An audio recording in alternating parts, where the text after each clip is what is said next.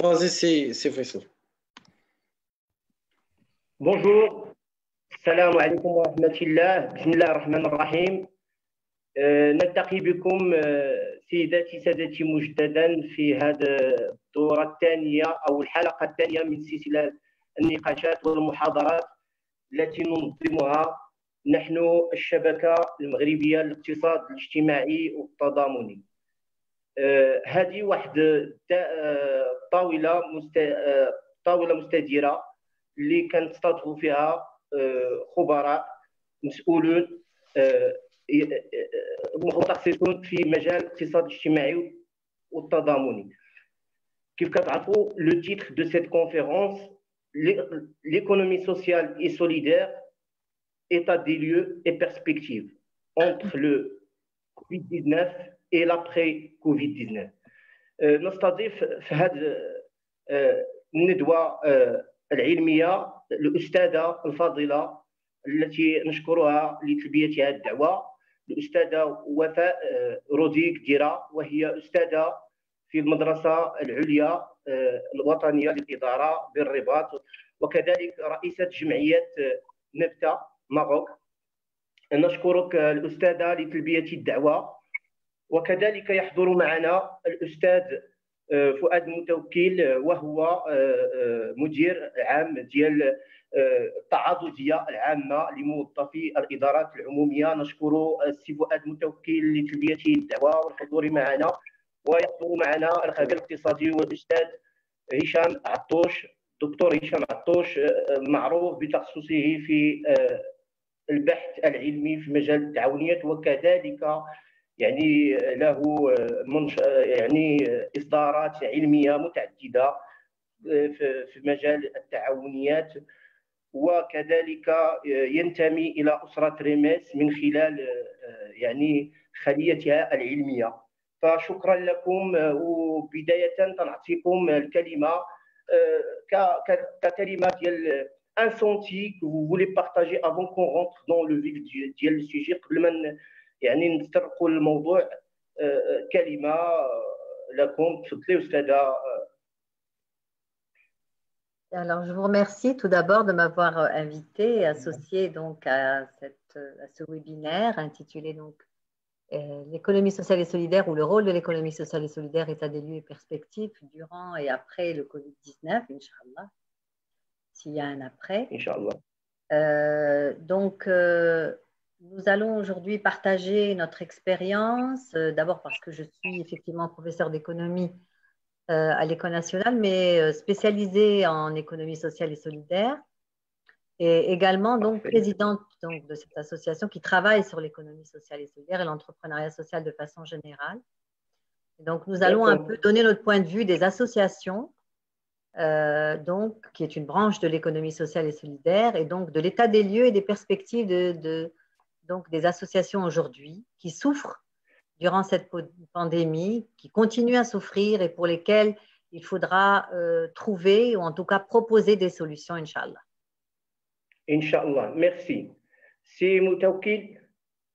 شكرا سي هشام على الاستضافة. عيد مبارك سعيد، ونتمنى من الله سبحانه وتعالى أن لا بانديمي، هذه الجائحة هذه إن شاء الله في القريب العاجل أنها ترفع ويحفظ الجميع. Alors, Fouad Moutawki, je suis le directeur de la mutuelle générale du personnel de l'administration publique. Aujourd'hui, je vais vous parler du secteur de la mutualité, qui est une composante importante, le tissu de l'économie sociale et solidaire. Je vais essayer de donner l'état des lieux actuellement, comment on gère la mutuelle, on gère les prestations des adhérents durant cette pandémie, et quelles sont les perspectives والآفاق اللي إن شاء الله في القريب العاجل اللي غادي نشتغلوا عليها، وشنو هو ديالنا ديال لا جيستيون في هذا الاتجاه. شكرا. Très intéressant. On reviendra vers vous, سي متوكل. الكلمة للدكتور هشام عطوش. السلام عليكم. شكرا لكم بداية، وكنشكر الشبكة المغربية للاقتصاد الاجتماعي والتضامني لإتاحة هذه الفرصة قد أقول الذهبية، بحكم أن هذا القطاع في حد ذاته يعني قطاع اللي هو واعد وقطاع فاعل منذ يعني عقود في الاقتصاد المغربي. أبارك لكم الجميع المتتبعين عيد الفطر المبارك. بطبيعة الحال كما سبق وأشارت لذلك الأستاذة وفاء والسي فؤاد متوكل، واللي كنتشرف أنني نكون اليوم حاضر معهم لتنوير الرأي العام في هذا المجال. هو أنه اليوم راحنا كنسأل الله أن يرفع عنا هذه الأزمة. هذه الأزمة هي أزمة ديال تحديد مصير الإنسانية في اعتقادي، وملي كنقولوا تحديد مصير الإنسانية فبالتالي ضروري وأننا نتحدثوا لها على مقومات جديدة كنسميها أنا مقومات إعادة التموقع. ومن بين الروافد الأساسية لهذه إعادة التموقع الاقتصادي والاجتماعي كاين الشق والمكون ديال التعاونيات، الاقتصاد الاجتماعي والتضامني ككل. ولكن أنا اللي كيهمني فيه بالدرجة الأولى بحكم أن السيدة وفاء تحدث على الجمعيات والسيد متوكل تحدث على الشق ديال التعاضديات، فأنا هنتحدث على الشق ديال التعاونيات. إذا تنشكركم لأن هذه مبادرة طيبة. شكرا جزيلا دكتور هشام عطوش، أشكرك جزيل الشكر. اليوم كتوطئة اللي نقدروا نقولوا على القطاع أو الاقتصاد الاجتماعي والتضامني في السياق المغربي يجب أن نوضعوه. سنعرف بأنه ما زال يعاني من عديد الإشكالات. فإذا بنا اليوم نناقش هذا القطاع أو هذا النوع من الاقتصاد في ظرفية اقتصادية وواحد الجائحة اللي عصفت بالعالم. اللي بغينا نشير إليه كمعطيات أولية للتوطئة هو أن مثلا القطاع ديال التعاونيات يشكل واحد النسيج اللي دابا يصل إلى 27,000 تعاونية في المغرب، ضمنها 2600 تعاونية نسائية. نعرف أنه كاين واحد المكتب تنمية التعاون الذي يعني يشرف على هذا القطاع. الهدف اليوم هو نعرف أين نحن من تقدم هذا الاقتصاد في المغرب. شرط دابا التعاونيات، الجمعيات كذلك. اليوم عندنا 17,000 جمعية. أين نحن من عملها، من نوعية تقديمها للخدمات؟ 117,000 117,000 120,000 120,000 120,000 120,000 pardon 120,000 non pas 17,000. D'accord, je corrige, 20,000. Et donc, c'est vraiment.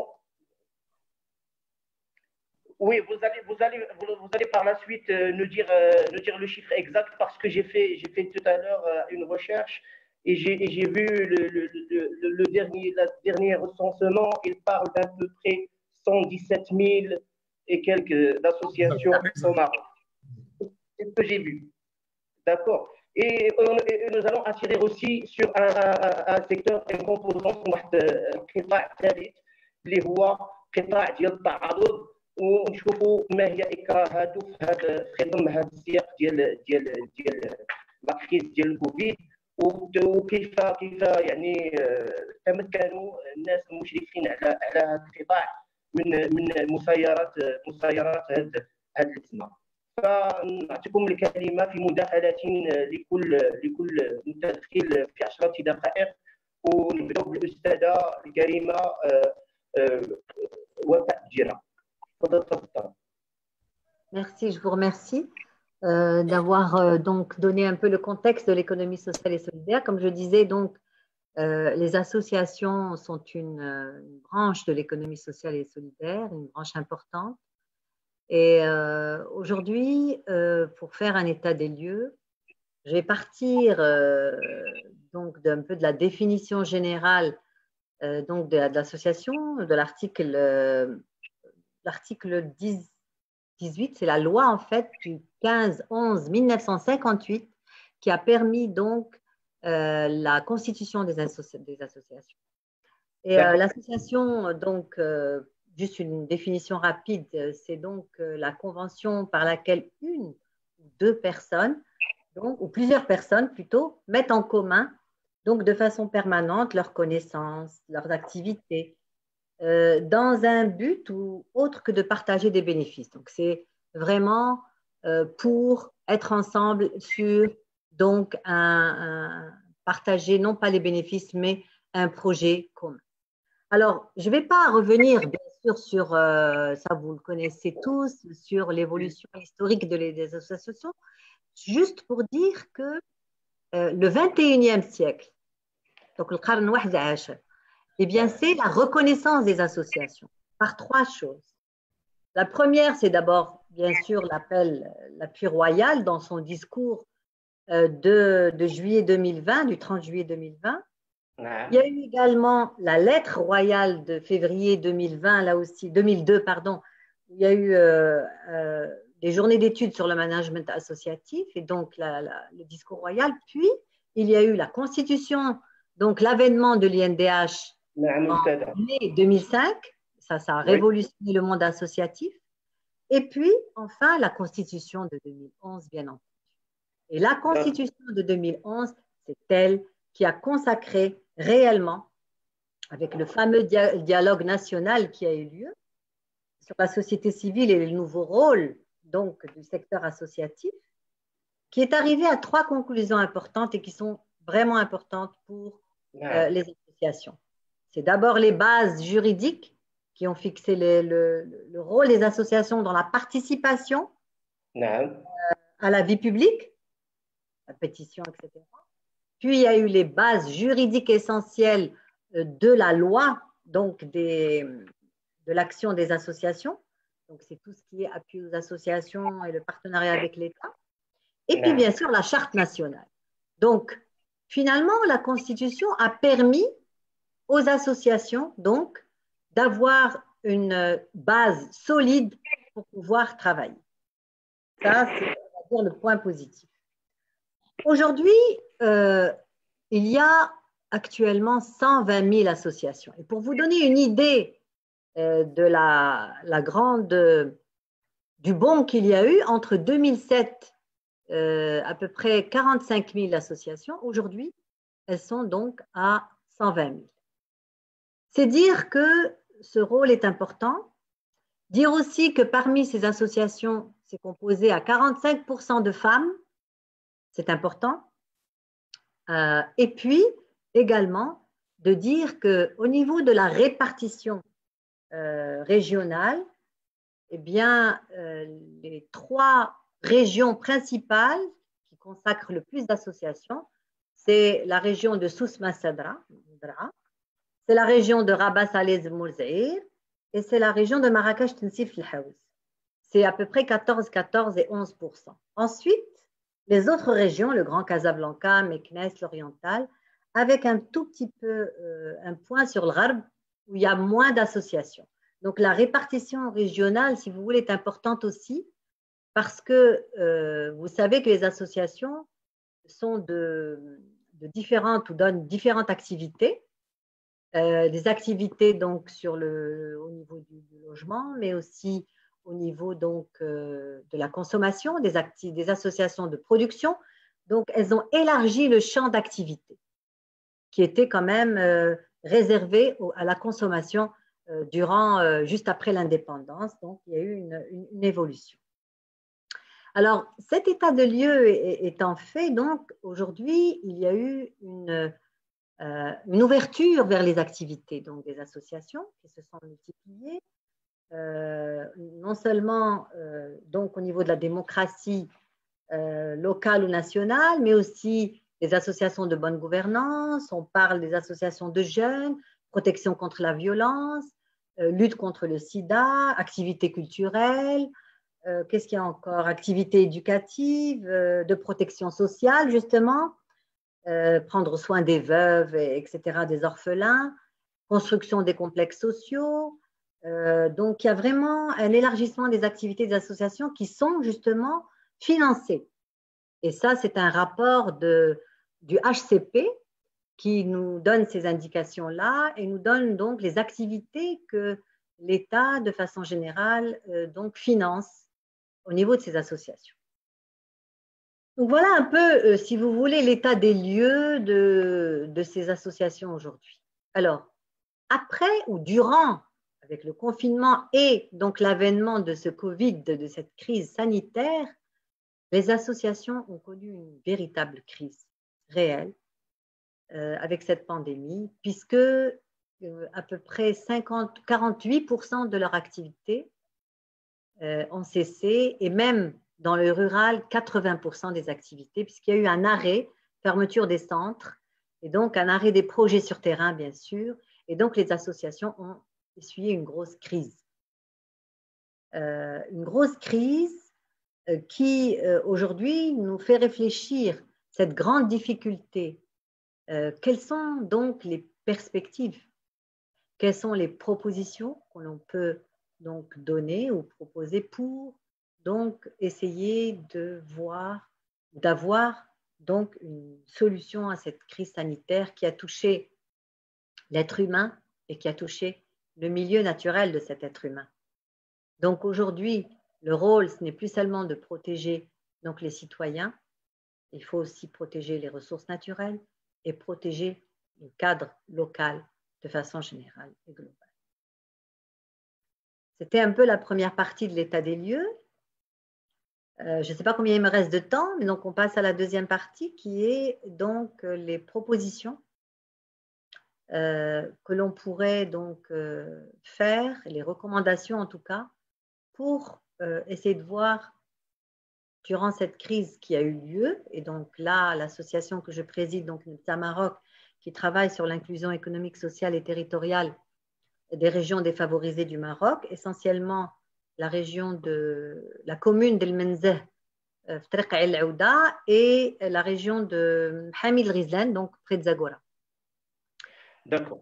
Alors avec la crise, la première des choses qu'il a fallu mettre en place, puisque nous co-gérons un centre avec l'Entraide nationale ici à El Menzeh, qui abrite donc des projets d'alphabétisation des femmes, qui abrite des coopératives, des formations de coopératives, de couture, mais aussi de cuisine, qui abrite également donc des projets sur l'alimentation durable. Donc, ce sont des projets que l'association donc menait et qui se sont retrouvés donc complètement arrêtés avec la pandémie, donc le confinement et cette crise. Il a fallu réfléchir et se dire d'abord, il faut, parce que ces gens-là travaillaient, ces gens-là, donc, pour les enseignants, ils devaient être payés. Pour donc les coopératives, elles avaient donc, tous les produits qu'elles devaient commercialiser et tout s'est arrêté d'un coup. Comment faire? On a commencé par mettre en place un fonds solidaire, ce qu'ont fait beaucoup d'associations. Un fonds solidaire, donc en étant d'accord avec la commune et les autorités locales, parce qu'il y a tout un processus à mettre en place, où effectivement, on a pu donc faire parvenir une partie des sommes conformément à ce qu'a mis l'État en place. Donc, une partie, quelques familles ont pu ainsi être aidées. Les familles les plus touchées, donc, que l'association avait l'habitude donc d'aider, en tout cas de former. Et puis, il a fallu réfléchir maintenant à l'après-Covid. Quelles sont les possibilités? Nous, on a mis en place, je parle nous, c'est-à-dire l'association, a réfléchi en fait à essentiellement quelques propositions, quelques recommandations. Une politique de relance, si vous voulez, qui va permettre de mettre en place ce qu'on appelle une transition économique, culturelle, mais aussi démocratique. Alors, comment faire? D'abord, on a pensé à mettre en place une formation au niveau du digital. Vous savez qu'aujourd'hui, il y a eu, donc, avec l'éducation nationale, avec différents organismes qui ont mis en place le travail donc, à distance. La preuve, nous sommes en plein webinaire et nous arrivons à faire une conférence donc, grâce à cela. Mais encore faut-il avoir Internet, une bonne connexion et puis savoir manipuler. Vous savez, et ça tout à l'heure, donc M. Hicham et M. Fouad, en tout cas, le docteur Hicham nous dira que les membres des coopératives et les gestionnaires sont parfois analphabètes et donc n'ont pas la possibilité ni de pouvoir mettre en place leurs produits sur Internet pour pouvoir les vendre, ni donc pouvoir recevoir des formations à distance. Donc, qu'est-ce qu'il faut faire pour ces gens-là? Il faut penser déjà à valoriser leurs compétences. Parce que les activités génératrices de revenus, pour qu'elles puissent rester en place, eh bien, il faut justement qu'elles soient donc mises sur le marché. Et pour pouvoir être mises sur le marché, il faut donc qu'elles puissent le faire. Alors, il y a donc cette première possibilité, c'est la formation sur le digital. Et ça, je crois que c'est important. Digitalisation, donc, on a de la chance d'avoir un centre en respectant le déconfinement quand il va être mis en place, et donc de former ces personnes-là pour qu'elles puissent, avec WhatsApp, s'inscrire à une plateforme qui a été mise en place aussi par les coopératives, l'Office de développement de la coopération, mais également par l'ADS qui soutient donc une partie des associations et des coopératives. Donc, on va voir comment les insérer. Ça, c'est la première des choses. La deuxième des choses qu'on pourrait aussi mettre en place, c'est la sensibilisation donc à cette crise sanitaire et au risque du Covid pour que les distanciations, le port des masques, la manière de le porter, de le laver, quand c'est en tissu, peut-être même d'imaginer donc une vie sociale, mais une vie sociale aussi bien à l'intérieur de la famille qu'avec les différentes personnes qui travaillent dans l'association, qui travaillent donc dans les projets. Ça, c'est la deuxième des choses. Donc, sensibilisation au droit, sensibilisation. Tout ça, ça sera donc des formations qui vont être mises en place pour les bénéficiaires. Et alors, le plus important, c'est le dialogue. Ça sera ma conclusion. La dernière proposition, c'est vraiment travailler main dans la main avec les autorités locales, avec les collectivités territoriales. C'est essentiel. Donc, la CRIADA, les autorités, la commune, et bien sûr sur ce projet commun pour qu'ils pensent tous au devenir, donc, qui est peut-être, on va le voir, le local, qui est peut-être mettre en place une alimentation durable pour ces gens-là, qui est peut-être donc réfléchir à l'après-Covid ensemble et recueillir aussi leurs propositions. Voilà, j'ai un peu donné, je crois que je n'ai pas dépassé les 10 minutes. Donc, je vous remercie. Un petit peu, mais vous êtes dans je dirais, dans les délais, voilà, le timing. Dans le timing. Oui. Je reste ouverte à toutes les questions. Je vous remercie. Merci beaucoup, professeur Gdira. Je tiens à vous remercier pour votre intervention. Donc, je récapitule l'intervention du professeur Gdira. تكلمت عن الإطار القانوني الذي يؤسس الحركة الجمعوية في المغرب والنسيج الجمعوي. تكلمت عن النوفو رول، يعني الأدوار الجديدة على ضوء المناضلة الوطنية للمجتمع المدني إلى غير ذلك، كما جاء في الخطابات الملكية إلى غير ذلك من الورشات اللي تفتحت في هذا النسيج هذا. تكلمت على التجربة يعني الخاصة ديالهم في الاسوسياسيون، ومن خلالها سلطت لنا الضوء على الادوار التي يمكن ان تلعبها المعذره الجمعيات خلال هذه الازمه، من لا سونسيبيليزاسيون، من المساعده، من اون اونتريد، وكذلك يعني la sensibilisation beaucoup plus, il a mis l'emphase sur cette question. Et nous avons vu que le digital est le sacro-saint de ce débat aujourd'hui. Tout le monde a cette prélude aujourd'hui de manipuler et de maîtriser les outils de la technologie والآليات ديال الرقمنة مهمة بالنسبة لجميع الفاعلين وليزاكتور ديال هذا القطاع بما فيهم الجمعيات. نشكرك مرة أخرى أستاذة الفاضلة. غادي نرجعوا لك بما يخص الأسئلة وتفاعلات الناس اللي معنا متابعين ديالنا على الصفحة الرسمية ديالنا في الفيسبوك، وكنمشي مباشرة عند الأستاذ فؤاد المتوكل. نفس السؤال، أنه اليوم أي تموقع التعاضد في القطاع ديال الاقتصاد الاجتماعي والتضامني، كيف تعاملت هذا المكون، كيف تعامل مع هذه الأزمة؟ فلكم الكلمة الأستاذ متوكل. شكرا.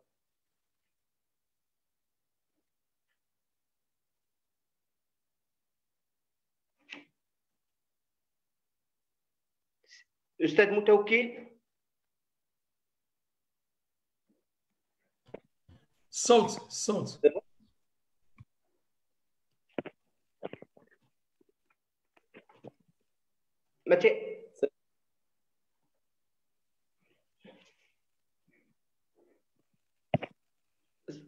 تفضل استاذ، تفضل.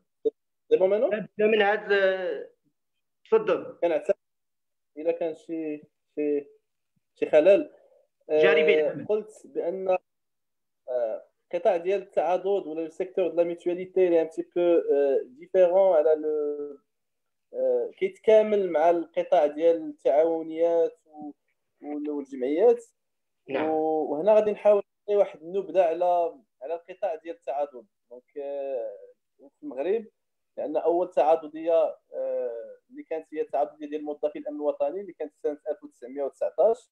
وهنا غير باش نعطي نبذه على ان القطاع ديال التعاضد هو متجذر في التاريخ في المغرب، والى جانب القطاعات الاخرى اللي كتكون الاقتصاد الاجتماعي والتضامني.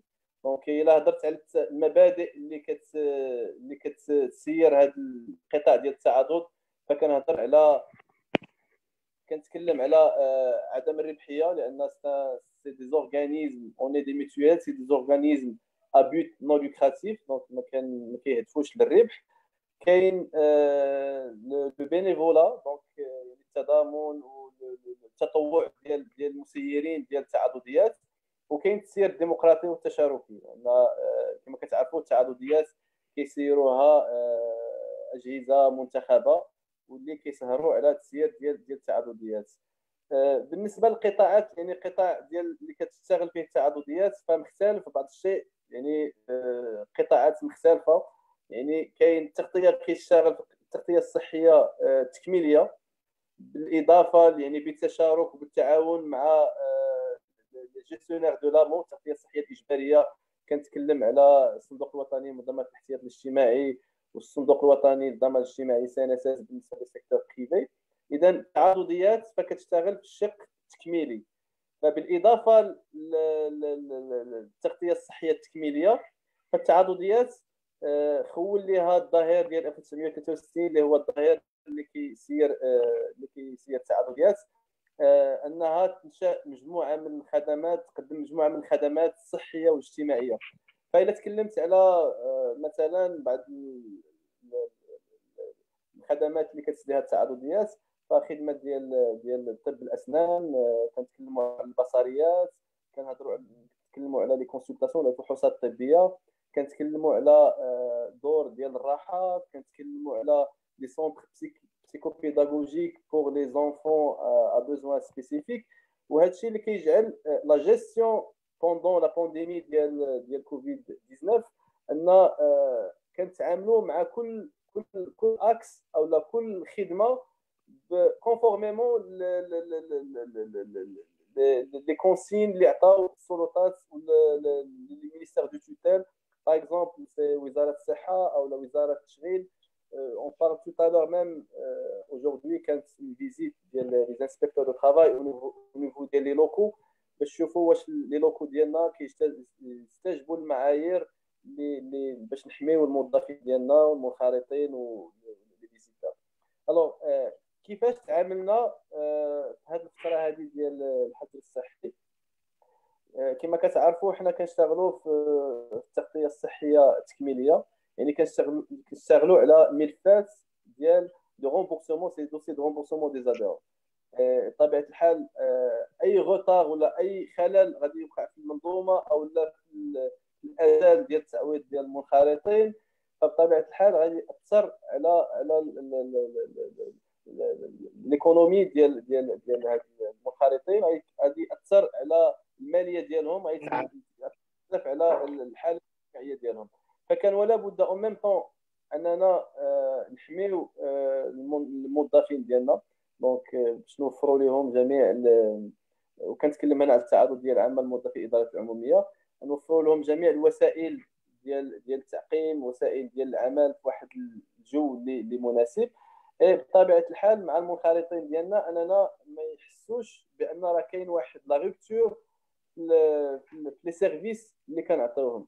بطبيعه الحال كنا ملزمين ان بالنسبه لاكتيفيتي دونتير طب الاسنان، وبالنسبه لاكتيفيتي ديال السونتر بسيكوبيداغوجيك لان مشينا مع وزاره التعليمات ديال وزاره التربيه الوطنيه، هنا تم التوقيف ديال الخدمات.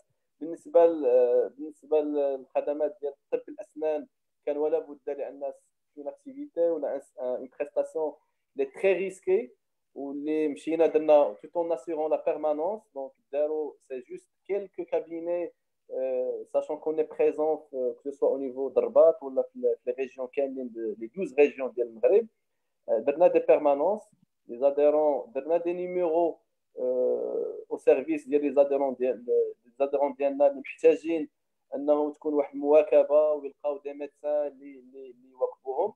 بطبيعه الحال كانوا دي ان سونتر دابيل او سيرفيس دي زاديرون ديالنا اللي كيتجاوب مع لي كيسيون ديالهم، لان ديجا سي اون بيريود لي تري ديفيسيل، وما نزيدوش على لي زاديرون ديالنا انهم ما يكونش تجاوب معاهم. دونك بطبيعه الحال ما وقفناش لاكتيفيتي ديال لو رومبورسمون دي دوسي دو مالادي، مستمرين واخا بواحد الوتيره اللي ماشي هي الوتيره ديال افون لا بانديمي.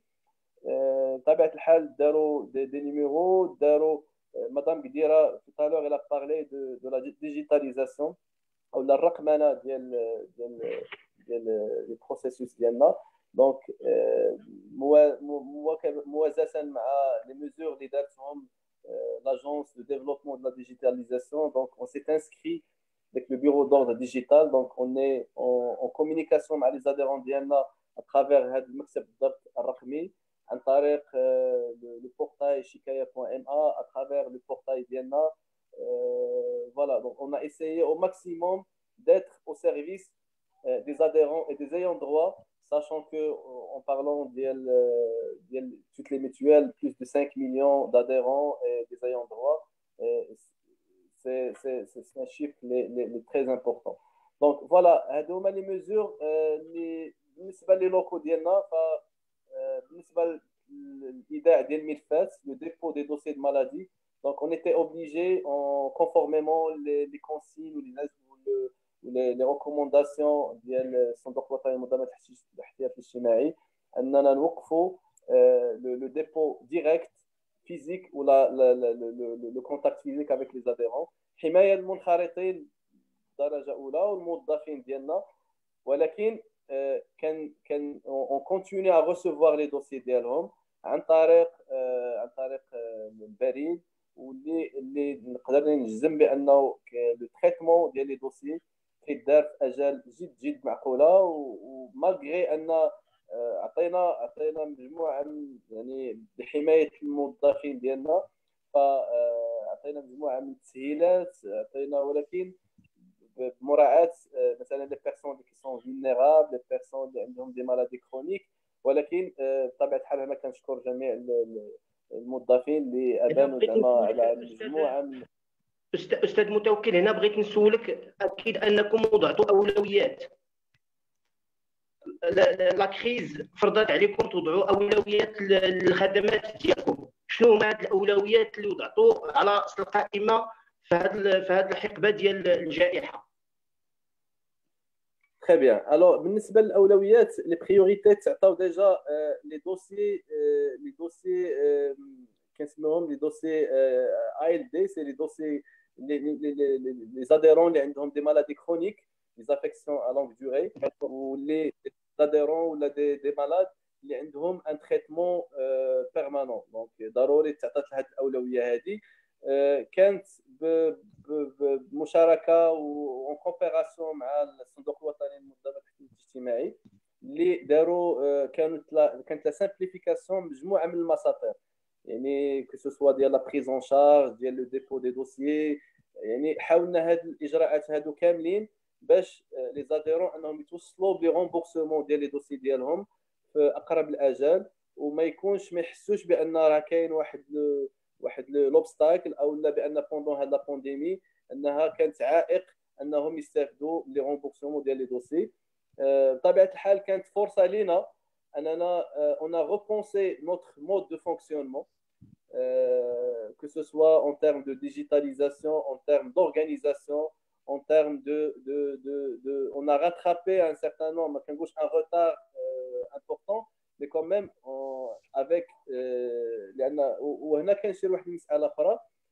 هذه المساله ديال لا فوكلوزيون على الاجال القانونيه، ان ديك الاجال ديال لي 2 موا انها ترفعات، وان المنخرطين اللي ما تمكنوش انهم يديبوزيو لي دوسي ديالهم في الاجال القانونيه فما يخافوش على لي دوسي ديالهم، انهم وقتاش ما تمكنوا انهم يجيو يديبوزيو لي دوسي فما يكون عندهم حتى شي عائق ان شاء الله انهم بور اتر رومبورسي في لي دوسي ديالهم.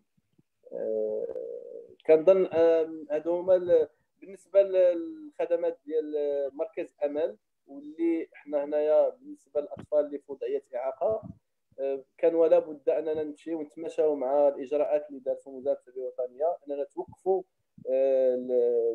استقبال الاطفال تم الدروس ديالهم، ولكن المربيين ديال سونتر امل ديال التعاضد ديال العامه بقاو على الاتصال مع الاباء ديالهم، سورتو في هذه المرحله هذه. فاحنا عندنا ابناء اللي في وضعيه سويه وكنلقاو مشاكل في هذه المرحله هذه، فلا يحسن عوان ان اباء اللي عندهم اطفال في وضعيه اعاقه كان ولا بد ان المربيين يكونوا اليكوت باش يعطيو نصائح، يعطيو في هذه المرحله هذه ديال البانديمي كيفاش يتعاملوا مع هاد الاطفال هادو في هذه الفتره هذه ديال الصحه.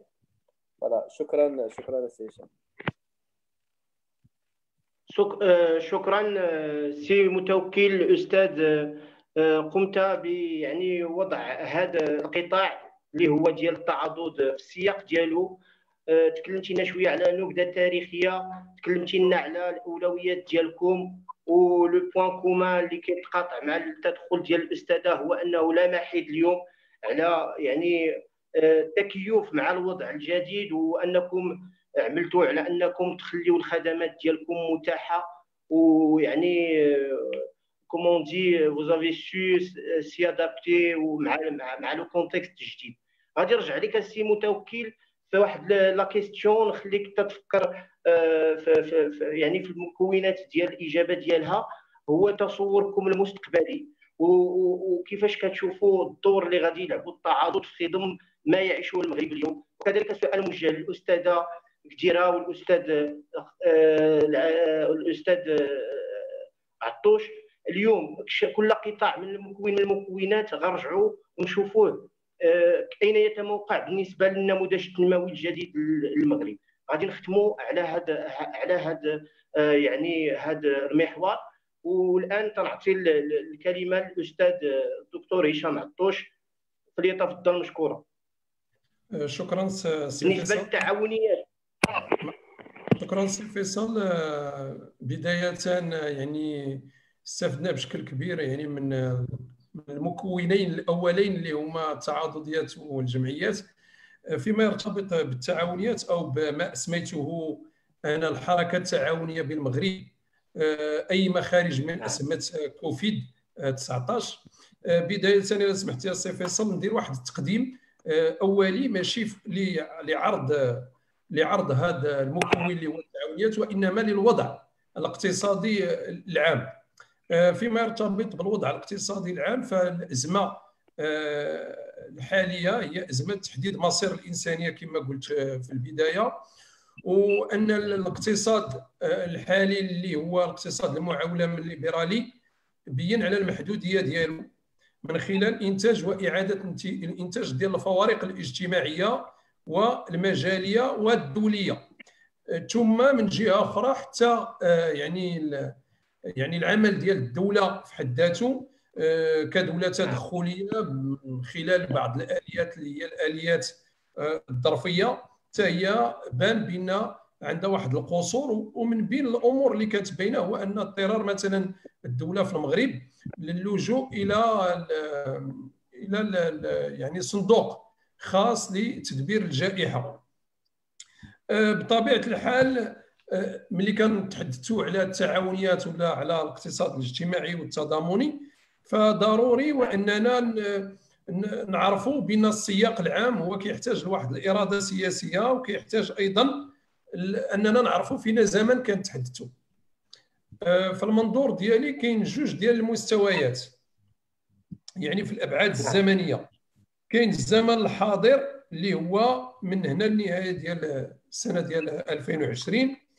هذا الزمن هذا كيتضمن مجموعه الاجراءات والاعانات اللي غتمكننا من اخماد ديال الشرارات ديال كوفيد 19، ومن بينها اساسا الحمايه الاجتماعيه وإعادة عجلة الاقتصاد للدوران، إعادة عجلة الاقتصاد للدوران، في حين أن عندنا زمن آخر اللي هو الزمن المتوسط والبعيد. هذا كيحتاج لواحد إعادة التموقع، وهو المصطلح اللي استعملتيه اقتصادي. وهذا التموقع كنعتبر بأن الاقتصاد الاجتماعي والتضامني هو اقتصاد ممانعة واقتصاد مقاومة، ومن المكونات ديالو التعاونيات. وبالتالي فملي كنتحدثوا على التعاونيات خصنا نعرفوا بان بالضمن هي مكون رئيس للمصلحه العامه ببعدها الترابي. إلا سمحتي لي نعطي بعض الارقام ولو في عجاله حول الحركه التعاونيه بالمغرب. نعم. هذا حاليا وراك شرتي لي في البدايه سي فيصل، العدد ديال التعاونيات كاينه 27262 تعاونيه، منها واحد 4025 اللي هي نسائيه 100%. وكيشتغل في هذه التعاونيات ما يناهز 3% من الساكنه النشيطه. جل التعاونيات هي حديثه العهد، بحكم ان 21000 تقريبا تعاونيه يا اما نشات في سياق المبادره الوطنيه للتنميه البشريه، واما نشات في اطار برنامج مرافقه، القانون المنظم الحالي للتعاونيات هو قانون 112 اللي دخل حيز التنفيذ سنه 2014.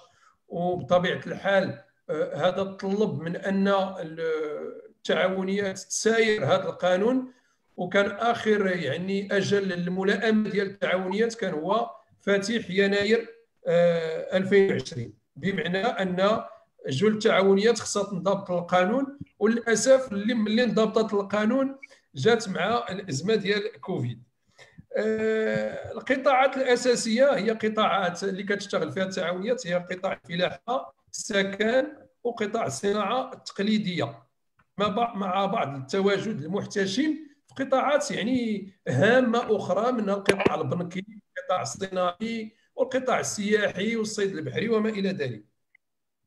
ملي كانت التعاونيات كيضمن مجمل الناس هو انه التعاونيات الرائده من قبيل كوباك او غيرها هي التعاونيات المغرب، ولكن تعاونيات المغرب حقيقه جزء كبير منها تعتبر من المقاولات صغيره جدا، بمعنى ما كتفوتش 10 ديال المتعاونات والمتعاونين. والمشاكل المزمنه للقطاع التعاوني هو مشاكل التدبير والحكامه والتسويق. الى سمحتي لي سيدي فيصل نعطي من مارس 2020 لدابا في ظل الحجر الصحي والطوارئ الصحيه شنو هو الواقع ديال هذا المكون هذا. سمعنا الاستاذه وفاء انها قالت بان المكون ديال الجمعيات كيشكو الامرين. الى جينا للتعاوني، من بين الامور اللي كانت يعني واضحه هي اولا التوقف الكلي او الجزئي للغالبيه العظمى من التعاونيات، خاصه في قطاعات الصيد البحري والسياحه والصناعه التقليديه. التعاونيات اللي استطاعت انها تستمر، وكنذكر هنا خصوصا التعاونيات ديال الحليب، يعني ديال الانتاج والتسويق الحليب بالدرجه الاولى، بعض التعاونيات مثلا في المجال الاركان وما الى ذلك، فشافت بان رقم المعاملات ديالها نزل بواحد الشكل يعني رهيب. بعض يعني البعض ديال التعاونيات كتحدث على انها فقدت حتى 80% من رقم المعاملات. من الصعوبات اللي كانت كبيره وباينه هي صعوبه الحصول على التموين ماشي التمويل. غنهضروا على مساله التمويل. لابروفيزيونمون هو ايصال المنتوجات الفلاحيه خاصه، لان كنعرفوا بان مجمل التعاونيات هي تعاونيات فلاحيه. فبالتالي هذه التعاونيات الفلاحيه لقات واحد المشاكل كبيره في التسويق ديال المنتوج ديالها، وايضا في التخزين ديالو، لان يا اما ما كتوفرش على الامكانات ديال التخزين، واما طبيعه المنتج اللي هي كتصنعو او اللي كتقوم به ما كيمكنش يتخزن لمده طويله. وهذا راه مرتبط اساسا بواحد بواحد العضال مزمن، لان قلت بان كتعتمد خاصه التعاونيات كتعتمد اما على الاسواق التضامنيه اللي تم الاحداث ديالها غير مؤخرا تقريبا في هذه السنوات، من بينها السوق التضامني ديال الدار البيضاء، وواحد راه في السلا ولكن مازال ما تحلش، واما كتعتمد على الاسابيع التسويقيه او على التسويق المباشر، ومع الحجر الصحي هذه الاليات هذه كلها غير مجديه.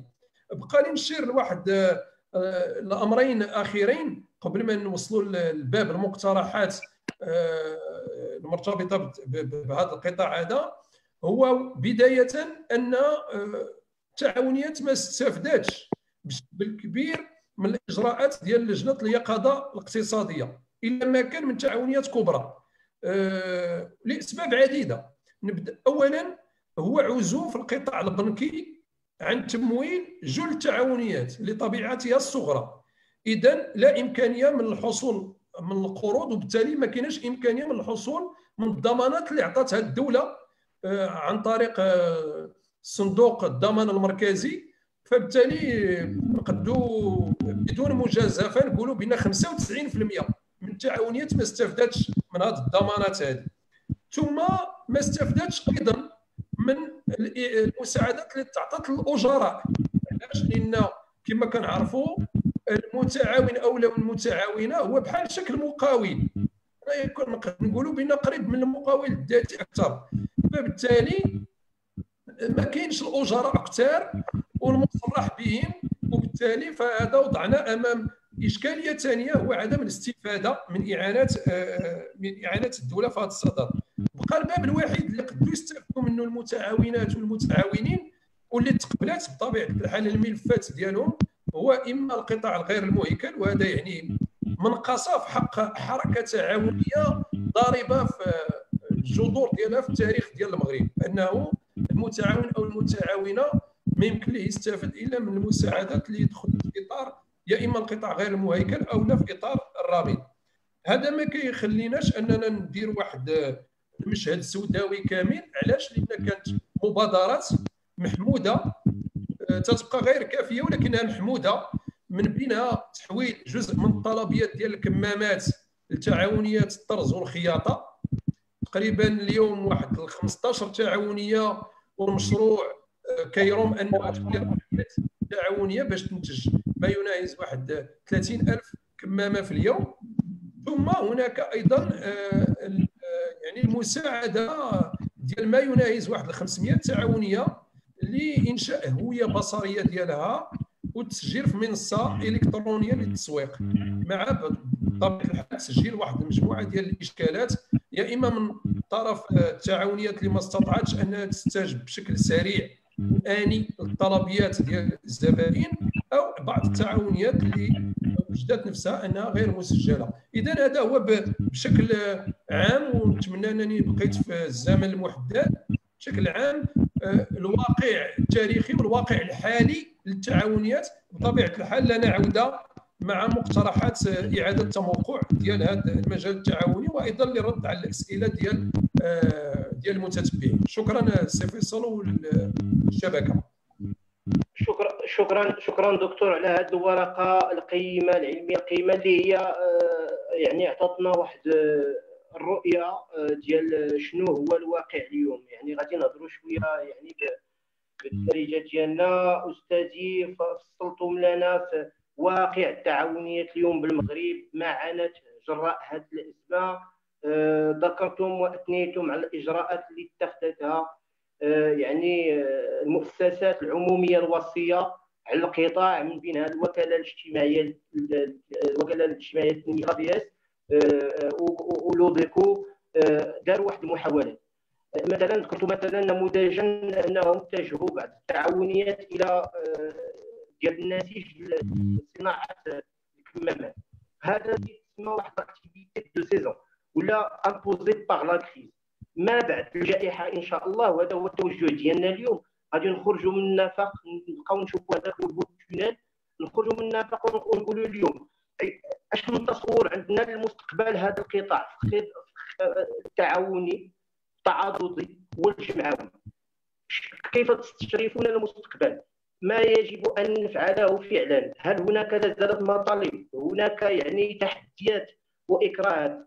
يعني شنو اللي نشوف واحد لي كيستيون دابا، وهنا ديال مثلا معنا الاستاذ دريس اجوتي سول واحد السؤال موجه للسي هشام: هل الحركه التعاونيه في المغرب فعلا يمكن يعني تسميتها بحركه علميه ايديولوجيه، يعني تتحمل القيم الايديولوجيه للمفهوم التعاوني؟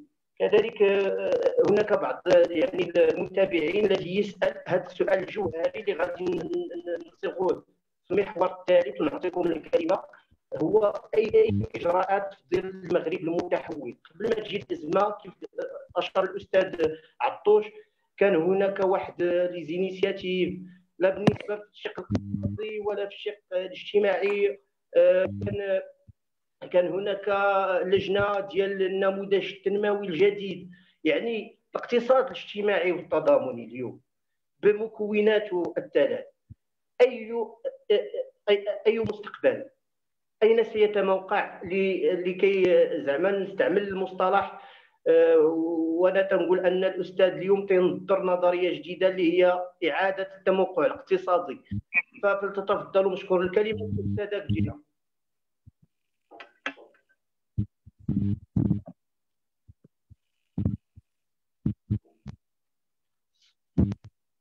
Pardon, j'avais enlevé le son.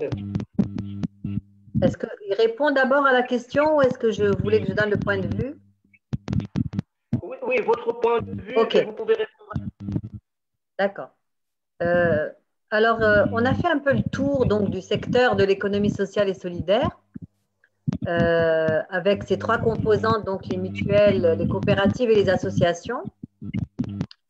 Après le Covid, maintenant, qu'est-ce qu'on peut, donc, en tout cas au niveau des associations, je vais répondre sur donc, le domaine dans lequel je devais intervenir. De façon générale, on peut dire que l'économie sociale et solidaire permet et a permis à des gens de milieux différents, de secteurs différents, d'activités différentes, de se rencontrer, de dialoguer. Donc, il y a un espace de confiance, un espace public de confiance qui s'est mis en place. On a de la chance, si on peut parler ainsi, dans la malchance du Covid, d'avoir eu un élan de solidarité, en tout cas dans les campagnes, dans tout ce qui est rural, qu'il y a un grand mouvement de solidarité qui s'est mis en place. Il faut le capitaliser. Il faut donc continuer à ouvrir ce dialogue, cet espace de dialogue. Il faut que les associations soient ce qu'on appelle la jonction pour pouvoir générer ou initier ce lieu de rencontre. Alors, différentes associations aujourd'hui ont eu affaire donc aux autorités locales, au CAID, quand il y a eu en place la mise en place de fonds de solidarité. Ils ont pu donc également parler à la commune et aux différents donc cadres qui travaillaient dans la commune. Ils ont mis en place des webinaires pour discuter, pour échanger, pour pouvoir trouver des solutions communes. Alors, c'est un défi local. Le local doit être aujourd'hui, en tout cas pour les associations, qu'elles soient nationales ou locales, elles doivent donc de nouveau revoir, aussi bien avec les autorités donc, locales que les élus et la commune, pour essayer de discuter, donc à trouver des solutions communes. Ça d'une part. On a vu qu'il y a eu plusieurs expériences qui ont été mises en place avant le Covid et qui pourraient être continuées, mais différemment. Par exemple, je ne sais pas moi, l'alphabétisation, elle peut continuer. Et on a vu des initiatives qui se sont mises en place, ne serait-ce que par WhatsApp ou par le téléphone qui a permis à des femmes et donc des hommes de continuer à être alphabétisés. Il y a eu aussi la lutte contre le décrochage scolaire. On sait aujourd'hui que les écoles étant fermées, il va falloir réfléchir et que les maisons des jeunes travaillent main dans la main avec les associations pour justement trouver des programmes parce qu'il faut ne pas laisser les jeunes aller vers la délinquance, aller vers autre chose. Mais il y a aussi l'écoute et la proximité avec les femmes, avec les familles, donc celles qui sont victimes de violences. Ouvrir et mettre un centre, une permanence dans les centres, avec bien sûr tout ce qui va être comme consigne de déconfinement. Mais il faudra le faire. Il faudra mettre... Oui, c'est dit. Je vais vous interrompre et si je vais vous poser la question, oui? Est-ce qu'il y a un type de synergie le tissu associatif marocain aujourd'hui? Les réseautages? Alors, nous faisons partie du REMES et donc, en fait, c'est pour ça que je vous dis, toutes les associations mais devraient travailler au niveau local, mais aussi au niveau, bien sûr, régional. C'est très important. Et même national. Donc, les réseaux doivent mettre en place j'allais dire, des pistes d'action et peut-être mettre en place tout un descriptif pour les associations, mais qui restera toujours dans cet espace de dialogue. Alors, l'échange aujourd'hui est important grâce au webinaire, mais c'est pour ça que j'ai parlé du niveau local où il y aura des rencontres aussi, mais déjà au niveau webinaire, il y a énormément de choses qui peuvent être faites. Demain, j'ai un webinaire avec Ouarzazate, par exemple, et tous les tissus associatifs de Ouarzazate, eh bien, c'est important d'échanger, de capitaliser justement sur les actions qui ont été menées durant ce Covid et d'innover, parce que finalement, il y a des associations qui ont fait des choses qui ont marché, donc il faut qu'on le sache, il faut qu'on soit prévenu pour pouvoir justement échanger et mettre en place une ligne de conduite commune. Voilà. Mais l'ESS reste, je pense, une alternative, une des alternatives. Parce que tant qu'il n'y a pas de loi cadre, malheureusement, l'ESS ne peut pas travailler donc de la même manière. C'est pour ça qu'il y a des couacs, il y a des difficultés, il y a beaucoup de contraintes et d'obstacles. Mais tant que la stratégie donc n'est pas encore mise en place et la loi est encore au niveau du Parlement, mais il y a des initiatives et il faut multiplier ces initiatives et se mettre d'accord sur une ligne de conduite commune. Voilà. En gros, tout à l'heure, j'ai donné donc la digitalisation et les formations, la sensibilisation. Ça, il faut continuer à le faire. Mais comme vous l'avez dit, ça serait bien de pouvoir le faire de manière commune en mettant en capitalisation tous les réseaux et ce qu'ont fait les autres associations pour pouvoir bénéficier de leur expérience. Merci. Je vous remercie, Madame Dira. Là, je vais vous dire une chose. Je récapitule. Vous avez parlé pour le tissu associatif des mots-clés, la valorisation, capitaliser sur les success stories, les innovations et mutualiser les bonnes pratiques. Ça, c'est très intéressant. Et vous avez dit économie sociale et solidaire alternative. Je retiens bien le mot parce qu'aujourd'hui, nous avons vu que… Une des alternatives. Une des alternatives. Parce que la loi n'est pas encore là. Parce que la loi… je vais vous poser juste une question, madame, par rapport à cette question. L'ESS, entre la question qu'il est complémentaire à l'économie de marché ou bien est-ce qu'il est une alternative aujourd'hui, كاين واحد التوجه جديد في المغرب. شفنا السيد بن موسى رئيس اللجنه ديال النموذج التنموي الجديد مشى لديكوبيراتيف، زارهم وجلس معاهم واستمعوا لهم الاشكالات ديالهم. اعتقد انه الاقتصاد الاجتماعي والتضامني خصو يلعب دور ليس يعني بديل ولكن مكمل جنبا الى جنب. اننا نشوف انه هناك رهان لا بالنسبه للاقتصاد يعني الكلاسيكي ولا بالنسبه لهذا. فما هو رايكم في هذه القضيه بين واش التيرناتيف اسكي كومبليمونتير التيرناتيف بارابور للتوجه المستقبلي للبلاد؟ Oui. On sait aujourd'hui qu'il y a une crise profonde du capitalisme de façon générale et que les yeux se tournent vers l'économie sociale et solidaire comme une troisième voie, comme une alternative. Mais moi je dirais une des solutions. Parce qu'il faut relocaliser, il faut revoir la production, revoir la consommation. Il y a des tas de choses pendant ces 2 mois ou 3 mois de confinement. Les gens ont appris à vivre autrement, à consommer autrement. On ne s'habille plus de la même manière, on ne travaille plus de la même manière.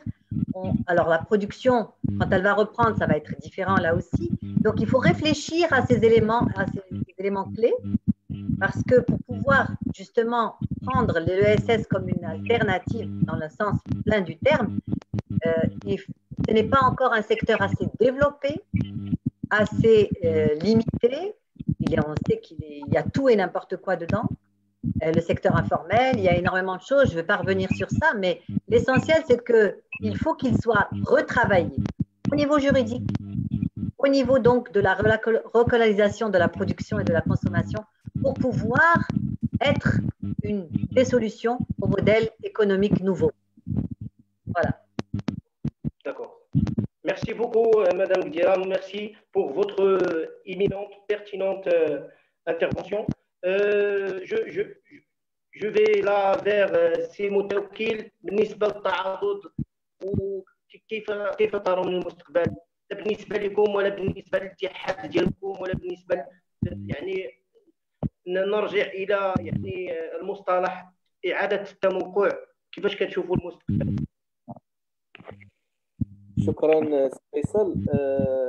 غادي نبدا من المنطلق ديالي ولا التدخل ديالي اللي انتهت منه مدام قديره.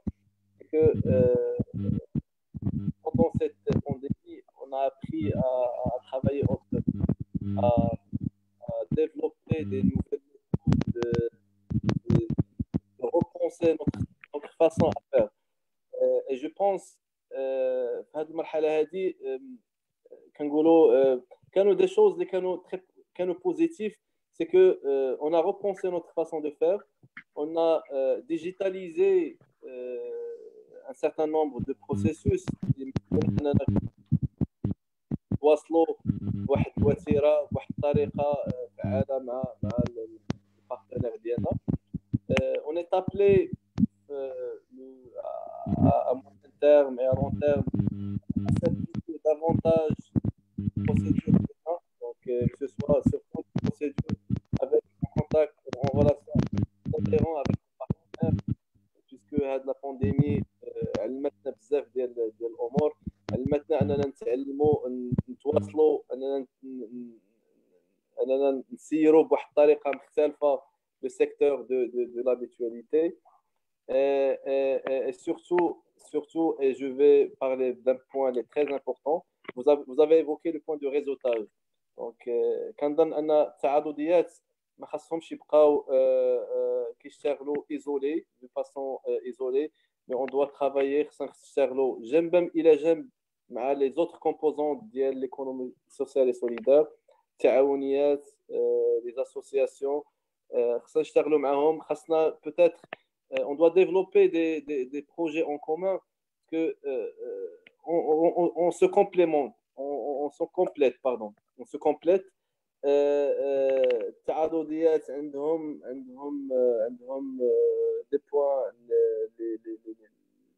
des points de force. التعاونيات ولي associations عندهم حتى هما في التاريخ ديال المغرب عندهم ils ont développé des méthodes, ils ont développé des réseaux entre eux.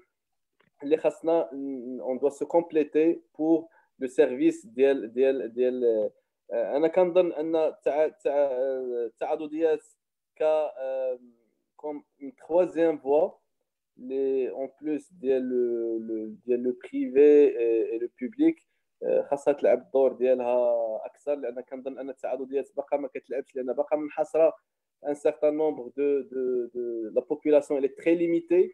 الا كنتكلموا دابا على التعاضديات كنتكلموا على موظفين، كنتكلموا على دي سالاريي في السيكتور بريفي، ولكن باقي ما كنتكلموش على تعاضديات في ديال التعاونيات، تعاضديات ديال الجمعيات، ما كنتكلموش على تعاضديات ديال المهن الحره. يعني كنظن ان الميدان ديال التعاضد والسيكتور ديال الميتواليتي خاصو يلعب الدور ديالو كما ينبغي. وهنا كنظن ان غادي نرفعوا واحد لو ديفي ديال سورتو ديال لا ريستركتوراسيون ديال السيكتور، ديال لا ريفونت ديال لا ريغلومونطاسيون، لان بارفوا ميم لا ريغلومونطاسيون كونستيتيو ان فران pour le développement ديال لو سيكتور.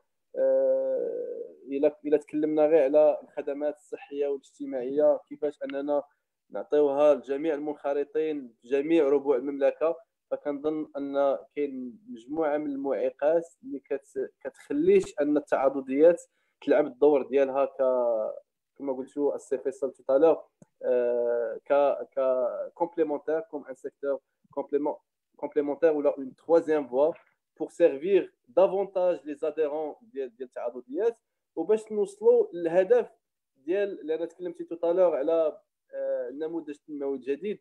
فكنظن ان المكونات ديال الاقتصاد الاجتماعي والتضامني لها دور مهم ودور كبير في هذه المنظومه هذه، وما يمكنناش نتصوروا نموذج تنموي جديد بدون فعاليات ديال الاقتصاد الاجتماعي والتضامني. فكنتكلموا على اهداف كبرى اللي سطرتها البلاد نوطامون ديال التغطيه الصحيه الشامله. فكنتكلموا على التغطيه الصحيه الشامله، ما يمكنناش نتكلموا عليها الا ما كانش دي زاسوسياسيون ولا دي كوبيراتيف ما عندهمش لاكسي للخدمات الصحيه. فما يمكنناش نتكلموا على التغطيه الصحيه الشامله الا ما كانش واحد كيشتغل في واحد ديال التعاونيه اللي في الجنوب ولا في الشرق وما عندوش تغطيه صحيه. سي فري لو ديفي اكطويلمون ديال التعاضديات ديال التعاونيات وديال لي كوبيراتيف هو راه تكلموا عليهم اساتذه، مشاكل ديال التموين، مشاكل ديال التمويل، ولكن ما نساوش الموارد البشريه ديال هذه المكونات هذه اللي خاصها لاكسي الولوج للخدمات الصحيه، خاصها تغطيه صحيه، خاصها خدمات ديال طب الاسنان، خدمات ديال الفحوصات الطبيه. وهذه الجائحه هذه علمتنا اننا رجعت هذه المساله مساله ملحه اكثر، اننا خاصنا هذه الفئه هذه نعطيوهم لاكسي للخدمات الصحيه. نذكر واحد المساله اخرى اللي هي باغمي لي ديفي ديالنا في هذا ما بعد كوفيد 19 سي لا فورماسيون، وتكلمت عليها استاذه كبيره. لا فورماسيون ديال كما كتعرفوا بان لو كابيتال هيومان، لا فورماسيون لو كابيتال هيومان سي لي ريسورس اي لا فورماسيون سي ان انفستيسمون. ما يمكن ليناش نتصوروا ما بعد كوفيد 19 sans formation. Et là, je vous félicite déjà, je félicite le RMS اللي déjà ما وقفاتش. يعني كنشوفوا دي ويبينار، كنشوفوا بان كانوا دي سيمينار، on a participé à pas mal de séminaires physiquement, mais d'abord malgré le Covid-19 on continue à organiser des webinaires, même pour le personnel des mutuelles, des coopératives. J'ai participé à pas mal de formations à distance et je pense ça nous a permis de repenser notre façon de faire et c'est une très bonne chose. Donc je pense دزنا بواحد الوتيره اللي forcée, on était obligé de repenser notre façon de faire et je pense c'est une occasion de simplifier davantage les procédures, de former davantage à distance, de digitaliser davantage et d'étendre la prestation d'IENA ou de revoir notre système réglementaire. وكنظن ان بهذه الطريقه هذه التعاضديات وجميع مكونات ديال الاقتصاد الاجتماعي والتضامني غادي يمكن ليها تلعب الدور ديالها، لانني كنظن ان باقي ما تموقعاتش وباقي ما كتلعبش الدور ديالها المنوط بها. كنتكلم على التعاضديات لان كنشوف مجموعه من القطاعات اللي ما فيهاش تعاضديات. كنظن ان لي كوبيراتيف ولي زاسوسياسيون ما عندهمش تعاضديات، ما عندهمش تغطيه صحيه، وكنظن ان هذا الشيء كيعيق العمل ديال هاد التعاونيات وديال لي زاسوسياسيون. فوالا، شكرا سي فيصل. شكرا جزيلا الاستاذ المتوكل.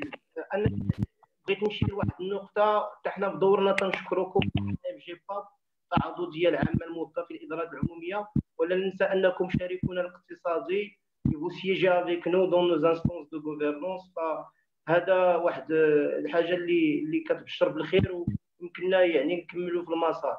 فتنشكرك استاذ على هذه الكلمه يعني اللي شرحتي فيها الوضع، تكلمتي على عديد الاكراهات. جو غوتيان انك تكلمتي يا استاذ على l'apprentissage, la formation, et vous avez pu avoir la résilience, une obligation de s'adapter. بالنسبه لنا السي متوكل بعجاله يعني واحد السؤال، كي داير لو طو دو كوفرتور ديال الدوسي دو رومبورسمون اليوم في ظل الجائحه عندكم ك ام جي با؟ الا كانوا دي زانديكاتور بالنسبه ما نذكرش، ماشي تو دو كوفرتور، ما كنظن على لي ديلي دو رومبورسمون. Les délais de remboursement, actuellement, c'est des délais très raisonnables. Il a qu'un nom pour les dossiers, puisque les dossiers, les déposés, كما شفت tout à l'heure، بأننا ما بقيناش كنتوصلوا بملفات مباشرة مع المقارطين في قضاء الملفات، ولكن بقينا كنتوصلوا بهم عن طريق مكتب الضبط. عن طريق مكتب الضبط يعني العدد ديال الملفات قل، دونك ما بقاش بالوتيره اللي كانت من قبل، وهذا مكننا اننا نتغلبوا ديجا على داك لو روتار. ماشي ان روتار لي تري امبورطون، مي كون ميم داك لو ديلي اننا نربحوا اون تيرم دو ديلي. دونك جو بو فو دير بان لي دوسيي اللي سون ديبوزي في هاد لا بيريود هادي ils sont traités presque un mois, pas plus. Par contre, des dossiers اللي كانوا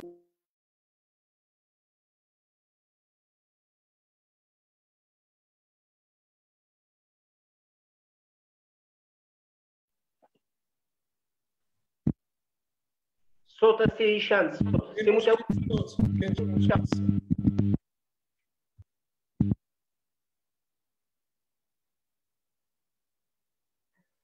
استاذ المتوكل تسمعني؟ دابا تنسمعوك استاذ، تفضل. قلت بان بالنسبه للاجال ديال المنخرطين هي اجال جد معقوله، اللي ما كتعداش في هذه الفتره هذه ديال الشهر. كاين بعض الملفات اللي كتطلب واحد النوع من المراقبه، واحد النوع من التمحيص، ان الملفات اللي دو كونترول ميديكال اللي كومبليكي، هذه حتى هي كنحاولوا اننا نكونوا في اجال جد معقوله. وكما شرحت تالور ان هاد لا ديمينيسيون ديال النومبر دي دوسيي اللي كيتريتاو كيديبوزيو لي زاديرون مكناتنا اننا نقلصوا الاجال ديال الملفات اللي كانت عندنا، وهذا كمساهمه لان باش حتى المنخرطين ديالنا ما يحسوش بالاثار ديال هذه الجائحه هذه، لان كنعرفوا ان موظفين كاين بعض لان الناحيه الماليه ديالهم انهم مأثرين. فلو رومبورسمون في لي ديلي كنظن اننا نساهموا فيه كتعاضديه وكفاعل في الاقتصاد الاجتماعي والتضامني. فهذا حق ديال المنخرطين اننا دو لي رومبورسي في دي طون لي ريزونابل، وهذا هو اللي كنحاولوا نديروه. وهذا الشيء بالتشارك مع الصندوق الوطني للمنظمات الاحتياط الاجتماعي اللي كنشتغلوا معاه على تبسيط المساطير وعلى لا ديجيتاليزاسيون ديال لو تريتمون ديال لي دوسي، وهذا الشيء كيكون عنده اثر ايجابي على الاجال ديال الصرف ديال المستحقات ديال المنخرطين.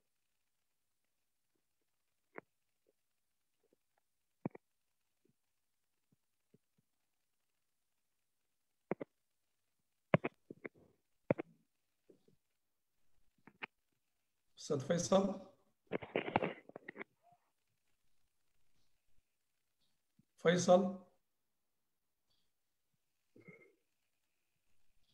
Son image est bloquée.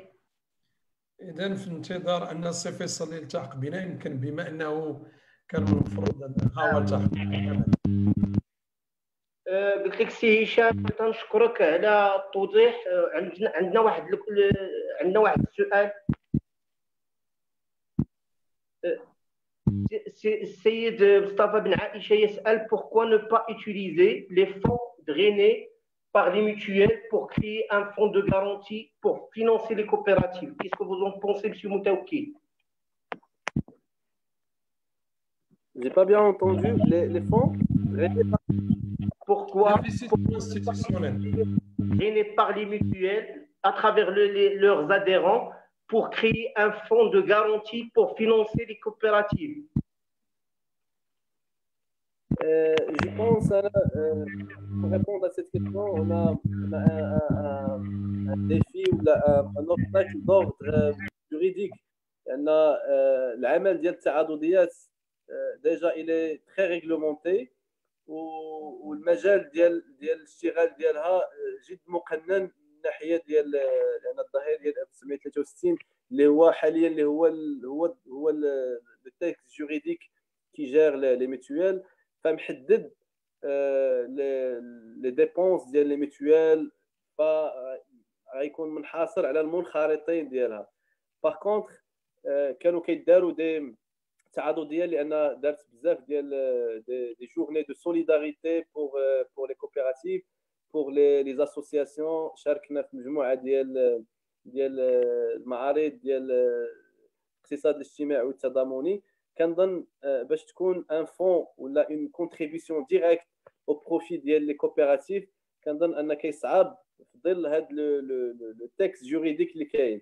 كنظن ان الحل هو ان التعاونيات والجمعيات ان يداروا دي ميتويال ولا تكرياو دي ميتويال بروبر لي كوبيراتيف لان التعاضديات حاليا اللي كاينين في المغرب سي تعاضديات ديال القطاع الخاص ولا القطاع العمومي فمجال الاشتغال ديالهم جد مقنن وجد مهيكل والتعاضديات ما عندهمش كاين رقابه كاين دي زورغان دو كونترول اللي كيحددوا المجال ديال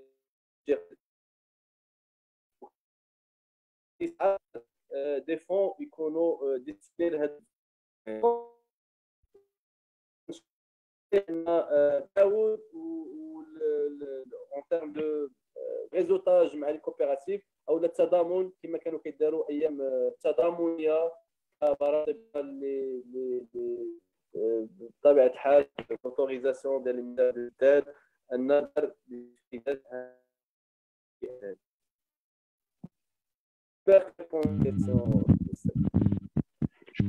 شكرا الاستاذ متوكل. يعني اجبتم باعتبار انه الترسانه القانونيه لا تساعد على خلق مثل هذا التعاون بين التعاضد والقطاع التعاوني وبالتالي فخص يعني القوانين تكون مرنه وتتجه الاتجاه اللي يسمح بان القطاع التعاوني والجمعوي يشكل واحد القطب تعاضدي خاص به عنده خصوصيه ديالو. فتنشكرك استاذ متوكل مره اخرى على اسهامكم. تفضلوا. الى سمحت يا سي فيصل اسمح الصوت استاذ. كاين هناك كونتر تعاون حاجه ما كتمنع ان يكون دايوغ حنا كتعاضديه حنا عضو في الشبكه المغربيه التضامنيه الشبكه الافريقيه يعني حتى حاجه ما كتمنع التعاضديات انها دير لو ريزولتاج ولكن كتمويل مباشر التعاونيات هذه المساله اللي خاص الترسانه القانونيه الحاليه ما كتسمحش بها. شكرا جزيلا الاستاذ المتوكل على هذا الايضاح وهذا يعني الكلمه القيمه اللي يعني شرحتي لنا فيها التموقع الفعلي ديال القطاع التعاضدي في المغرب. فغادي نتجهوا الان نحو الاستاذ الفاضل السعطوش وغادي نسولوه بالنسبه للتعاونيات اي تموقع جديد في ظل المغرب الغد. شكرا سي فيصل. يعني مجموعه من الافكار اللي جات على لسان الاستاذه وفاء والاستاذ المتوكل اللي كنعضدها لانها كتصب في نفس المسار اللي هو مرتبط بالواقع وبالافق ديال الاقتصاد الاجتماعي والتضامني. اسمح لي انا ننطلق من واحد المساله اللي هي رئيسه اللي عبروا عليها المغاربه وهو التضامن ديالهم اللامشروط في اطار كوفيد 19 في اطار هذه الازمه وايضا روح المواطنه العاليه اللي عبرت عليه فئات عريضه خاصه في التضامن فيما بينها مع الفقراء مع المعوزين مع المحتاجين وما الى ذلك مع الاقرباء. الا سمحتي لي انا عندي واحد 8 ديال المقترحات عمليه على ما اظن وإن كانت هي مقترحات ماشي إجرائية ولكن استراتيجية لإعادة التموقع في المجال التعاوني. المقترح الأول مرتبط بالمسألة ديال الإحصاء العام، الإحصاء العام للتعاونيات لمعرفة الديموغرافية الحقيقية لهذا المكون ووضعه في صلب التنمية الاقتصادية والاجتماعية والترابية. لأن كان هذه واحد السنين مكتب تنمية التعاون مشكور قام بواحد الدراسة مرتبطة بالإحصاء العام باش نعرفوا شكون هما التعاونيات اللي فعلا باقا خدامة والتعاونيات اللي سدات وما إلى ذلك. لأن إلا ما عرفناش الجسد التعاوني ما يمكنناش أننا نراهنوا على شي حاجة اللي حنا ما كنعرفوهاش. الاقتراح الثاني هو مرتبط بالولوجية الفعلية للصفقات العمومية مع إعمال مبدأ التمييز الإيجابي. لأن كما كنعرفوا جل التعاونيات بحكم أن عندها صفة ديال مقاولة جد صغيرة أو صغيرة راه ما تستطيعش أنها تولج فعليا للصفقات العمومية. إذن هذا مدخل أيضا مهم استراتيجي في هذه إعادة التموقع في المجال التعاوني. المسألة الثالثة وهي مرتبطة بالفكرة اللي جات على لسان السي متوكل ديال أن هذه الفئات هذه ديال المتعاونين والمتعاونات ما كيستافدوش من تغطية صحية فعلية. وهذا أنا عندي واحد المقترح حبذا لو أن يتعمل به من طرف الوزارة الوصية تدفع به للبرلمان، وهو مقترح ديال نظام المتعاون ان سيستيم دو كوبيراتور وليس فقط قانون تعاونيات.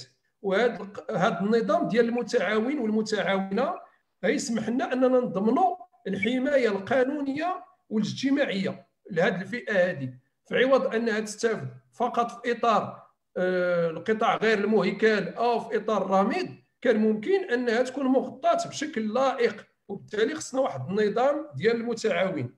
المساله الرابعه هي ضمان التمويل التعاوني، لان من بين الاكراهات واللي عبر عليها السي متوكل واللي عبرت عليها الاستاذه وفاء هو ان كاين اشكاليات حقيقيه ديال التمويل.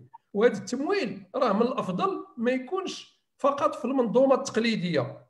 راه ممكن ان ملي كنسمعوا شي بنك مثلا بحال دي جاردان في كندا، فهذا راه كيعطينا بان راه كاين قدرات مهمه اللي ممكن القطاع التعاوني انه يوظفها. وبالتالي فانا بالنسبه لي المقترح الرابع هو ضمان التمويل التعاوني والتضامني كرافد من الروافد ديال الاقتصاد الاجتماعي والتضامني. المساله الخامسه او المقترح الاستراتيجي الخامس وفيه اجابه للسي اجوطي حول الحركه التعاونيه في المغرب هي حركه ايديولوجيه او حركه طارئه.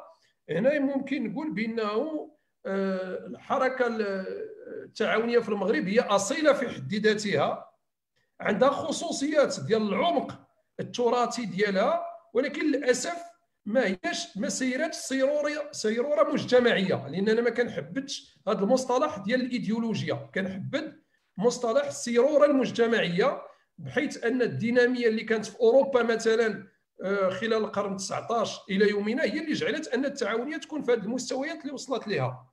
اذا انا كنشجع يعني كمقترح استراتيجي خامس هو تشجيع المبادرات التعاونيه في اطار ديناميه مجتمعيه متحرره من الانتظاريه ومن اعانات الدوله، اعمالا المبادئ السبعه المتعارف عليها دوليا. لان الا ولفنا التعاونيات ايضا تدير بحال اللي كيديروا مجموعه من المقاولات يبقاو ينتظروا اعانات الدوله، فهذا يوقع لنا يوضع لنا في واحد المشكل. لان هذا من القطاعات اللي خصو يكون كيعتمد على نفسه بواحد الشكل معين من الاشكال. مقترح سادس هو جيد ان يكون عندنا تسويق الكتروني، ولكن اجود من ذلك ان يكون عندنا تثمين وتطوير لسلاسل القيمه والقدرات الانتاجيه وايضا للروابط اللوجستيكيه. لان من بين المشاكل اللي كانت هو انه ما قداتش التعاونيه تسوق، ولان راه ما يمكنلاش تسوق ايضا غير على المنصات الالكترونيه. راه خص يكون واحد التوزيع، خص يكون واحد النقل ديال البضاعه من مكان الى مكان، خص هذه البضاعه تكون فيها قيمه مضافه فعليه. المساله السابعه هي انا كنتمن تجربه ديال الاتحادات من قبيل اتحاد الزعفران ولا الاتحاد ديال الاركان وغيرها من الاتحادات بطبيعه الحال حتى الحليب ولا علاش؟ لانها كتمكن من ان توفير ما يسمى عندنا حنا في الاقتصاد بالكتله الحرجه، وهذه الكتله الحرجه راه ضروريه للتدافع في الاسواق وايضا لايجاد التجاره العادله. اخر مقترح بالنسبه لي قبل ما ندير واحد النقطه ختاميه هو انه هذا اعاده التوجيه ديال مثلا تعاونيات الطرز والنسيج هو محمود ومهم، ولكن راه خصنا نفكروا من دابا في المستقبل ديال هذه التعاونيات، لان ما تبقاش كتنتج في الكمامات، غدا خصها تنتج شي حاجه اخرى في اعاده التموقع ديالها وبواحد الماركه خاصه بها، نقدر نسميها ماد كوب، ميد كوبيراتيف، اللي ضروري اننا خصنا نفكروا فيها. ختاما بالنسبه لي انا كنعتبر بان التعاونيه راه هي واقع معيش والاقتصاد الاجتماعي والتضامني ككل، وهذا الواقع المعيش مرتبط بكرامه الانسان وبتكريم هذا الانسان في اطار حركه مجتمعيه حقيقيه والتجارب ديال دول رائده اللي هي في راسماليه وفي نفس الوقت اجتماعيه، مثل كندا، مثل البرازيل، مثل الولايات المتحده الامريكيه، مثل فرنسا ايضا. راه هما دول اللي هي كتدين الليبراليه ولكن خلات مجال فعلي لنشأة ما يسمى اليوم بالاقتصاد الاجتماعي. باش ناخذ احد الرواد اللي كيدافعوا عليه اللي هو السي عمر الكتاني. بطبيعه الحال القوانين لها مكانتها، ولكن راه الانسان وما يعيشه راه هو الاصل، وما يمكنناش نختزلوا هذا الاصل هذا في الفردانيه، ولكن لابد من العيش المشترك ومن التضامن الجماعي لسبب بسيط في اعتقادي. راه كنا راكبين نفس السفينه، واللي راكب في نفس السفينه راه خصنا نتعاونوا نتضامنوا، ماشي فقط غير في اطار الاقتصاد الاجتماعي والتضامني يعني تعاضديات وجمعيات وتعاونيات، ولكن ايضا خصنا نتضامنوا تضامن كلي بحيث ان الكل شيء يفهم بان راه هذا القطاع من القطاعات الواعده اللي ممكن انها تشكل يعني نموذج فعلي للتنميه كما قلت الاجتماعيه والاقتصاديه والترابيه والبيئيه. شكرا سي فيصل، الا كانت شي اسئله انا معك نجاوب عليها. شكرا جزيلا استاذي الفاضل على هذه المقترحات اللي هي قيمه. نذكر بعجاله انكم تكلمتوا وناديتم على انه خصو يكون هناك واحد الاحصاء وتمكين هذه التعاونيات من الصفقات، نعرفوهم بعدا نديروا لو دياغنوستيك، نعرفوا لا ناتور ديالهم يعني طبيعه اشتغالهم الى غير ذلك، كذلك محاربه ذاك الروح الاتكاليه في القطاع، وانهم وهنا بغيت نسولكم استاذ اي ادوار جديده لمكتب التعاون وجميع القطاعات المشرفه. كنشوفوا انه دائما كان هذه القطاعات يعني بالنسبه للوزارات الوصيه تكون دائما كتجي شويه ما غاديش نقول لو تيرم كتجي مارجيناليزي يعني في الوزاره.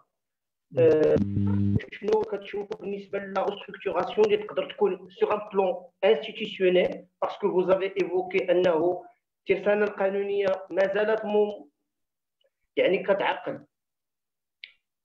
اوكي سي فيصل تنشكرك على هذا السؤال. كما قلت انا في الاخير راه المساله ديال التعاونيات ولا حتى ديال الجمعيات ولا حتى التعاضديات هو واقع معيش. راه ملي كيمشي واحد التعاضديه وما كيستطيعش انه مثلا ياخذ في الاجال، وراه تبارك الله السي متوكل بين بان حتى اليات التدبير وشكل التدبير مطالب انه يتبدل ويطلع. ملي كيمشي واحد مثلا في اطار جمعوي وكيحاول انه يجمع الاحسان العمومي باش يقوم بمبادرات مجتمعيه مواطنه كيلقى اشكالات، ملي كيكون واحد في اطار تعاونيه وما كيقدش انه يوفر حتى الضروريات الاساسيه للعيش الكريم في اخر الشهر. وهنا كان تيحضرني في الراس ديالي الوضعيه ديال النساء بالدرجه الاولى، فبالتالي هذا كيفوت مساله ديال القانون. وانا راه ماشي انا من الناس اللي كيقولوا مزيان يكون عندنا قانون اطار، ولكن راه احسن منه يكون عندنا واحد المجلس اعلى يمكن ديال الاقتصاد الاجتماعي والتضامني. لما لا؟ لان قلت هذا القطاع وهذا الرافد هذا راه هو اللي شكل الثوره ديال البرازيل. النهوض البرازيل الى خدينا لي بريكس، يعني الدول الخمسه الرائده بما فيها جنوب افريقيا، راه خصنا نعرفوا بان البرازيل راه تجربه بكل المعايير ديال الاقتصاد الاجتماعي والتضامني ب 80%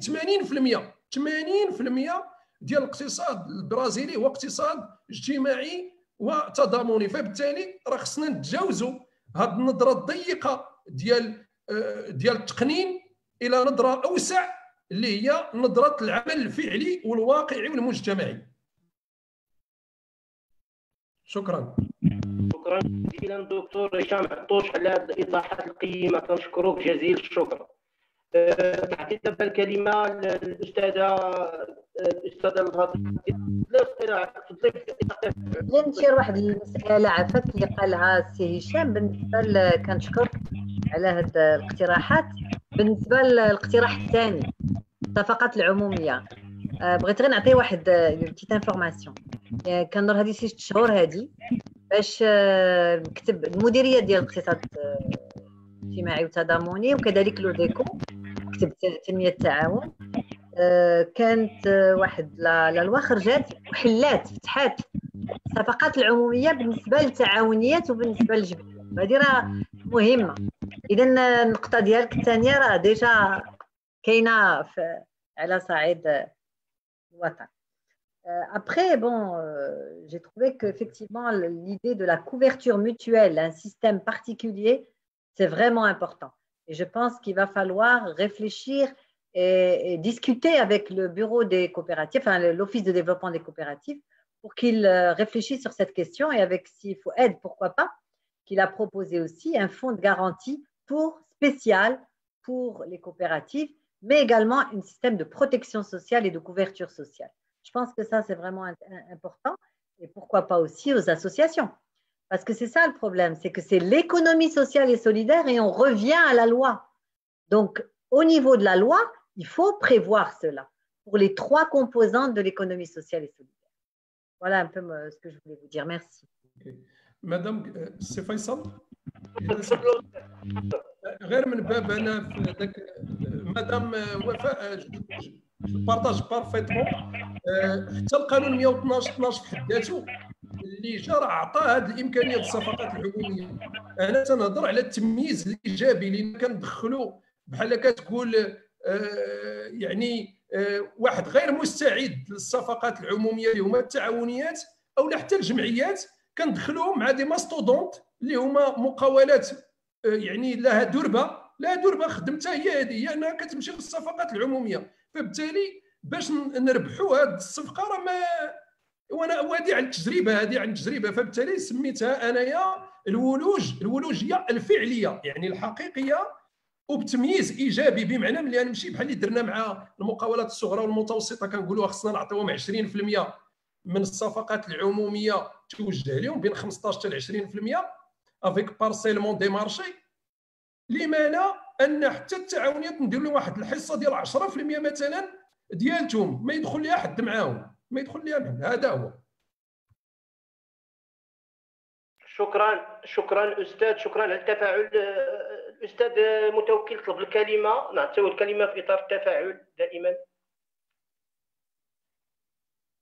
صوت استاذ متوكل، الصوت micro. Une information que je veux partager avec vous, c'est tout à l'heure on m'a posé la question de la participation des mutuelles. Donc dernièrement, à l'instar des autres les organismes في المغرب ولا المؤسسات، كانت المساهمه ديال التعاضديات في الصندوق ديال جائحه ديال كورونا كوفيد 19. وهنا كنشكر كانوا مجموعه التعاضديات اللي كانت مساهمه يكومبري لا ام جي باب اللي كانت مساهمه ديال فايته واحد 15 مليون ديال الدرهم اللي في هذا الصندوق هذا، واللي كنظن ان حتى هذه كمساهمه يعني سي سوليداريتي عند لي ميتويل زعما الشعب المغربي. ولا وكنظن ان سي جي بيان كومبري tout à l'heure كانت لا كيسيون ديال جو بونس كان الهدف اننا ما كانش يمكن لينا ان نساهموا ديريكتومون ونعطيو هذا التمويل هذا تاع التعاونيات، ولكن بطريقه غير مباشره كمساهمه من التعاضديات في هذا الصندوق ديال التدبير ديال جائحه كورونا، واللي باش ساهمت التعاضديات فكانت مجموعه من المراسلات، مجموعه من دونك حتى كانت اون اوتوريزاسيون عند لي مينيستير دو توتال عاد باش تمكنات التعاضديات انها تساهم في هذا الصندوق ديال التسيير ديال جائحه ديال كورونا. شكرا.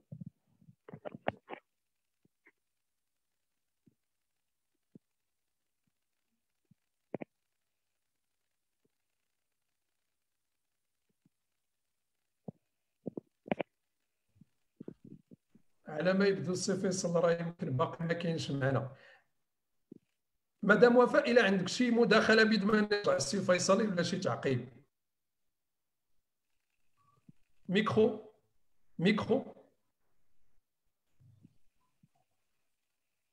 كنظن بان الاقتراحات ديالك في محلها ومهمه بزاف، وكنظن بان خصنا نستمروا في هذا لا كارافان كون مي ان بلاس انصامبل باسكو يفو لو فير.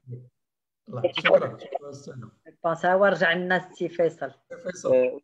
اذا سمحتوا شكرا جزيلا. اسمحوا لي اذا سمحتي يا سي تفضل فيصل. سي متوكل. بالنسبه للتمييز الايجابي اللي تكلم عليه سي هشام، تفضل استاذ. الصفقات العموميه ايفيكتيفمون نعطيكم غير كتجربه ديال التعاضديه العامه. المساله ديال لي بي ام خصوصا يعني الجدوله التوقعيه ديال الصفقات اوني اوبليجي اننا واحد 20% ديال بالنسبه للمؤسسات لي بي ام، وكنتمناو ان تكون واحد النسبه اللي تكون اوبليغاتوار، سورتو ان التعاونيات عندها يعني اون تيرم دو كاليتي ولا اون تيرم دو يعني عطات يعني نتائج جد حسنه في مجموعه من لي برودوي، مجموعه لي بريستاسيون اللي كنظن انها يعني لو فيت انا غادي يكون واحد التمييز ايجابي. فهذا الشيء ما غادي يضرش في لا كاليتي دو بريستاسيون ولا اللي تاخذ. وحنا نتمناو ان تكون يعني تكون هنا تكون واحد الحصيص ولا ان بورسونتاج كما كيداروا بور لي بي 20% ديال الجدول التوقعي ديال الصفقات ديال لي بي ام، تكون بور لي تري بيتيت اونتربريز ولا لي كوبيراتيف يكون واحد البورسونتاج ديال الصفقات اللي يكون متوجه لهاد الفئه هذه. شكرا.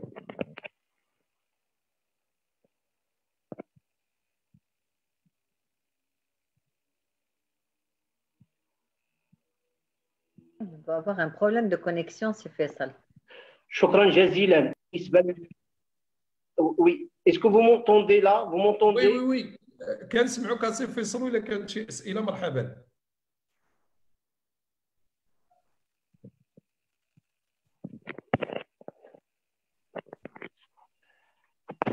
Pour allô, est-ce que vous m'entendez toujours? كنسمعوك سي فيصل. شكرا معذره على هذا العطب. دابا نشارف على ساعتين من هذا اللقاء الماتع اللي انا استفدت معكم الكثير صراحه، ومما لا شك فيه ان حتى المتتبع معنا هنايا في الفيسبوك يعني خدا واحد الفكره شامله على يعني اعاده تموقع مستشرفين المستقبل، اعاده تموقع الاقتصاد الاجتماعي والتضامني بمكوناته الثلاث. اون امبرانت الادبيات ديال يعني كجمعويين، الى بغيت نخلي لكم في كلمات قليله نداء بتتوجه بالنسبه لهذا القطاع. يعني غنخلي لكم الكلمه واحد النداء اللي غادي توجه، وغير الاشاره راه هاد لي ويبينار on va les valoriser et on va éditer le livre blanc, on va retranscrire de la matière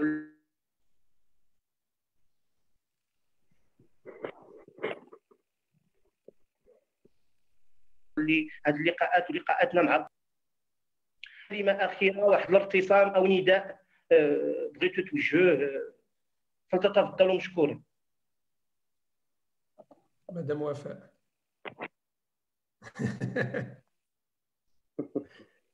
Micro. Je pense que si j'ai un appel à faire, c'est restons solidaires, continuons à soutenir le secteur de l'ESS et à le valoriser parce que ça a vraiment l'avenir pour demain. Merci.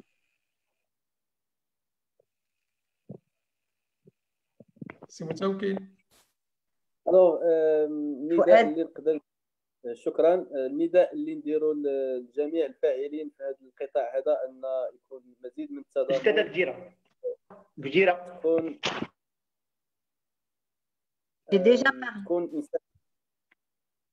علي سي متوكل. علي سي متوكل. دونك مزيد من التضامن، اون سيغتان سوليداريتي، وكنظن ان الحلول غادي تجي من وسط المكونات ديال الاقتصاد الاجتماعي والتضامن، يعني بلو ريزوتاج، ليكزومبل ديال لو ريميس، التعاون، يعني لو بارطاج، هاد لو جونغ دو ويبينار، لا فورماسيون فاسون اون طونك مكون تعاضديه، مكون ديال الاقتصاد الاجتماعي والتضامني. كنمدوا اليد لجميع التعاونيات داكشي اللي كيخولوا لنا القانون وكيخولوا لنا الاستطاعه ديالنا. حنا في خدمه التعاونيات والجمعيات، وكنظن ان الحلول غادي تجي من وسط المكونات ديال الاقتصاد الاجتماعي والتضامني. وهذا نداء جميع المواطنين والمستهلكين ان يديروا الثقه في الجمعيات، يديروا الثقه في التعاونيات اللي باش يمكنوهم انهم يكون عندهم واحد المكانه في الاقتصاد الوطني والنموذج التنموي الجديد ديال البلاد. شكرا. بالنسبه لي انا يعني اخر ما يمكن نختم به هو انه من بين الطرائف ديال المضلعات في الرياضيات هو من اجمل ما كاين المثلثات. والمثلث هنا عندنا هو الجمعيات والتعاضديات والتعاونيات. بهذا المثلث هذا راه كيتصنع منه بزاف ديال الاشكال وبزاف ديال البناءات. مالي الماط كيفهموا احسن مني ومالي الهندسه، ولكن هذه راه معروفه.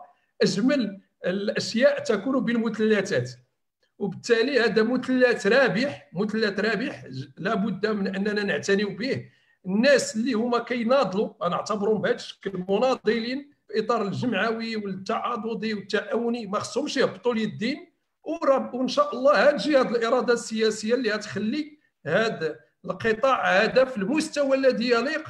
ولما لا كما قلت مجلس اعلى الاقتصاد الاجتماعي والتضامني، ولما لا وزاره فعليه حقيقيه مستقله لهذا الاقتصاد، لانه افقي ما يمكن ليش يكون تحت يافطه اي قطاع اخر. وهذا الشكر الجزيل بطبيعه الحال للمنظمين وبالدرجه الاولى يعني الشبكه المغربيه للاقتصاد الاجتماعي والتضامني اللي فتحت لنا هذا المجال. اولا نتعرف على مدام وفاء والسي فؤاد متوكل، وفي نفس الوقت اننا نتواصلوا مع شريحه كبيره من المواطنين والمواطنات. تبارك الله عليكم. تبارك الله عليكم كذلك. الله يحفظكم. تبارك الله. شكرا. شكرا على واجب. الله يحفظكم. Je crois que notre modérateur voilà Ali. Justement, c'est vrai qu'il a un problème de connexion. Il a un problème, oui. إذا انتهينا هذا ما كان هادشي اللي كاين. المهم على نقطة المثلثات. شكرا لكم بزاف. شكرا على لي زانترفونسيون ديالكم اللي كانوا شيقين بزاف. المده تقريبا راه فات ساعتين. لاباج فيسبوك راه عامره بلي كيسيون، عامره بلي كومونتير، غادي نحاولوا نجاوبوا عليهم في لي ويبينار الجايين. دونك هذه سي اون سيري ديال لي كونفيرونس فيرتويل اللي كتكون مره في السيمانه حتى 2 مرات في السيمانه، اللي غادي نناقشوا فيها بزاف ديال المواضيع اللي كتعلق بالاقتصاد الاجتماعي والتضامني والعلاقه ديالهم بزاف ديال المشاكل، منهم لو كوفيد 19 والواقع ديال العمل ديالهم في المغرب. شكرا بزاف مدام وفاء، شكرا سي متوكل، وشكرا سي هشام عطوش، وحتى السي فيصل اللي كان مديره مزيان، ولكن قلت حتى الاخر ويمشي. دونك ان بروبليم دو كونيكسيون. تبارك الله عليكم. سلام عليكم. À très bientôt, Inch'Allah. On reste en contact. فرصة سعيدة.